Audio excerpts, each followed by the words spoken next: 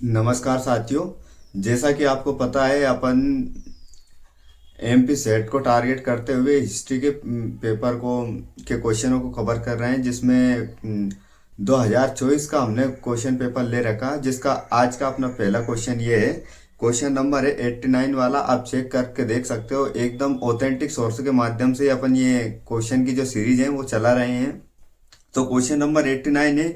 89 का क्वेश्चन क्या बोल रहा है कि विलियम हॉकिंस किस मुगल शासक के काल में आया था। यानी कि विलियम हॉकिंस जो अंग्रेज अधिकारी था, वो कौन से मुगल शासक के समय आया था, मैंने उसके मुगल के दरबार में आया था। उस समय राजा कौन था जब विलियम हॉकिंस भारत आया था। तो ये क्वेश्चन पूछ रहा है।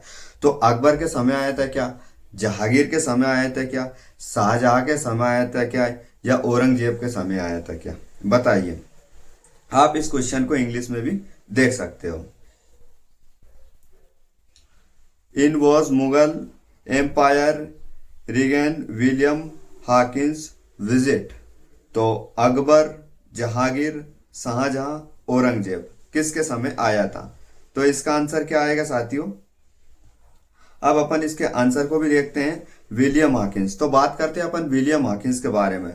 तो विलियम हॉकिंस के बारे में बात करते हैं तो उसमें क्या है कि अपन इसके आंसर तो ये आएगा, विलियम हॉकिंस जहांगीर के समय भारत आया था और इसका समय काल है 1609 के आसपास में ये भारत आया था। कब आया था, 1609 में। जहांगीर मुगल बादशाह जहांगीर के समय, यानी कि सलीम उस समय शासक था। तो उस समय क्या ये भारत आया था, यानी उसके दरबार में आया था। तो अब अपन क्या करते हैं, इस क्वेश्चन का पूरा 360 डिग्री एंगल समझते हैं। क्या क्या और इम्पोर्टेंट इसके फैक्ट हो सकते हैं। देखो, पहला है कप्तान विलियम हॉकिंस जहांगीर के समय 1609 में मुगल दरबार में प्रथम अंग्रेजी राजदूत के रूप में ये आया था। दूसरा क्या है, sir Thomas Roe. Sir Thomas Roe को ये भी मुगल बादशाह जहांगीर के समय ही कहाँ पर आया था, ये भी भारत में आया था। और ये कब आया था, 1615 और 1619 के बीच में ये कहाँ पर रहा था, अपने इंडिया में रहा था, है ना। और अंग्रेजों को व्यापारिक अनुमति दिलाई थी इसने। ये एक ऐसा अधिकारी था जिसने अंग्रेजों को व्यापार करने के लिए, यानी भारत में व्यापार करने के लिए अनुमति दिलाई थी। यानी जहांगीर से इसने एक अनुमति पत्र प्राप्त किया था कि महाराज या बादशाह, हम यहाँ पर व्यापार करना चाहते हैं, अगर आपकी इच्छा हो तो हम करें। इस प्रकार की इसकी। फिर आता है कैप्टन थॉमस बेस्ट। ये भी जहांगीर के समय आता है। और कब आता है, ये 1612 ईस्वी में आता है। कब आता है, 1612 ईस्वी में आता है। इसमें क्या किया, स्वाली के युद्ध में पुर्तगालियों को हराया था। यानी कि इसने एक काम ऐसा किया था, जो पुर्तगालियों ने वर्चस्व स्थापित कर रखा था सारे बंदरगाहों पर, सारे व्यापारिक क्षेत्र पर। तो इसने क्या किया था, उन पुर्तगालियों को खदेड़ने में एक महत्वपूर्ण भूमिका निभाई थी। आगे बात समझ।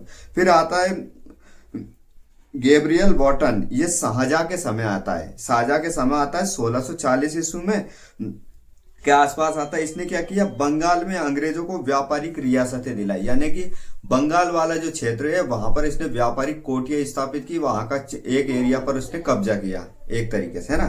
फिर आता है जॉब चौरनॉक। जॉब चौरनॉक कब आता, औरंगजेब के समय।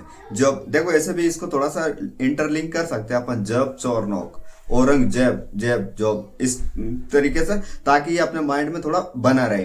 देखो, अभी अपन जो कोई नई ट्रिक लगाते हैं, कुछ भी लगाते हैं, तो थोड़ी देर के लिए तो वो याद नहीं रहती, लेकिन जब अपन एग्जाम हॉल में बैठकर थोड़ा सा दिमाग पर जोर डालने की कोशिश करते हैं तो क्वेश्चन अपन अटेम्प्ट कर पाते हैं। ठीक है। तो ये कब आता है, जॉब चौरनॉक औरंगजेब के समय आता है। ये आता है 1690 के आसपास, है ना।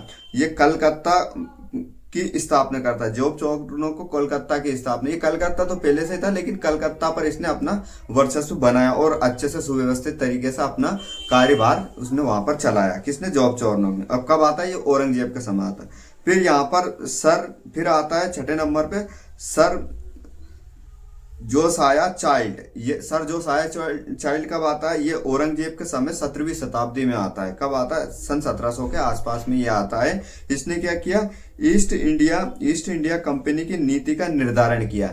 यानी कि इसने क्या महत्वपूर्ण भूमिका निभाई, इसने ये महत्वपूर्ण भूमिका निभाई कि ईस्ट इंडिया कंपनी एक व्यापारिक कंपनी थी, यानी कि इन्हें व्यापार करने के लिए इस कंपनी की स्थापना की, लेकिन इन्होंने अब उसको प्रशासनिक तरीके से संचालित करने का कार्य भी किया, यानी कि प्रशासनिक ढंग से उसको चलाया, एक व्यवस्थित तरीके से उन्होंने एक स्ट्रक्चर बनाया तथा कंपनी का संचालन किस प्रकार किया जाए, किस प्रकार की एक पॉलिसी बनाई जाए, यानी कि इसने पॉलिसी मेकिंग का काम किया, तो जिससे कंपनी को और मजबूती मिली, स्टेबिलिटी मिली। ठीक है, तो इस प्रकार से अपन ने इस क्वेश्चन को पूरा कंप्लीट किया। इसी प्रकार के और भी वीडियोस देखने के लिए, यानी कि अभी तो अपन सेट को टारगेट कर रहे हैं, तो सेट या पीएससी दोनों का लेवल एक ही आता है, क्वेश्चन भी सेम टू सेम ही रहते हैं, कहीं इधर के उधर और कहीं उधर के इधर आ जाते हैं। तो आप अगर पीएससी के भी कैंडिडेट हो तो ये क्वेश्चन आपके लिए भी बहुत महत्वपूर्ण सिद्ध होंगे। ठीक है, इसी के साथ खुश रहो, मस्त रहो। जय हिंद, जय भारत।